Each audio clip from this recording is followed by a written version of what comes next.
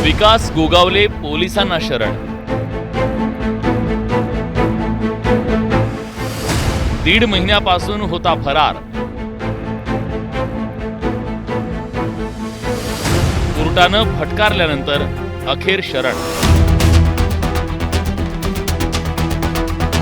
रायगड पोलिसांसमोर शरणागती पत्करणारा हा आहे विकास गोगावले। राज्याचे रोजगार हमी योजना मंत्री भरत गोगावलेंचा हा मुलगा आहे। महाडमधील राड्या प्रकरणी गुन्हा दाखल झाल्यानंतर तब्बल 50 दिवसांनी विकास गोगावले पोलिसांसमोर हजर झाला।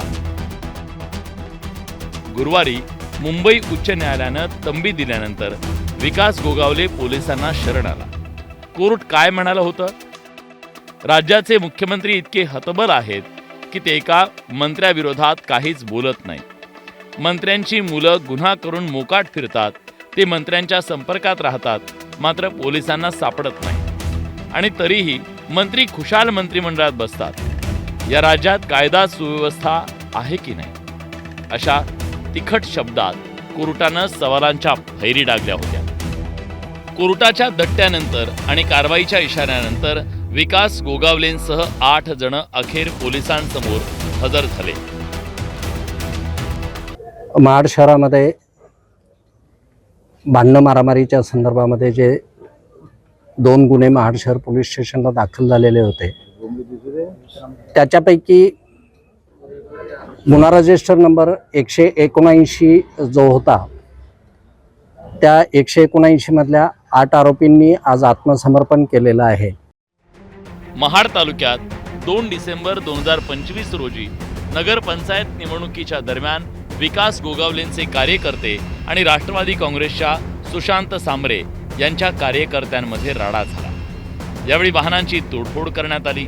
या प्रकरणी शिवसेना आणि राष्ट्रवादी काँग्रेसच्या कार्यकर्त्यांच्या विरोधात गुन्हा दाखल करण्यात आला।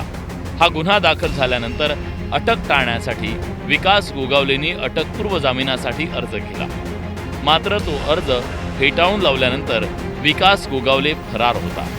महाड पोलिसांनी त्याला शोधण्याचे कष्टच घेतले नाही।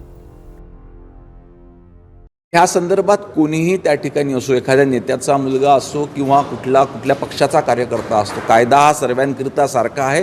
कायदा आपल्या बाजूने त्या ठिकाणी काम करेल आणि संबंधित व्यक्ती ज्या कुठल्या याच्यामध्ये गुन्हेगार असेल त्यांच्यावर कारवाई करेल। पोलीस त्या ठिकाणी शोध घेतच होते, परंतु हे चांगलं की त्यांनी स्वतःहून त्या ठिकाणी शरणागती स्वीकारली। या राड्या प्रकरणी राष्ट्रवादी काँग्रेसचे श्रेयस जगताप यांच्यासह 5 जण पोलिसांना शरण आले।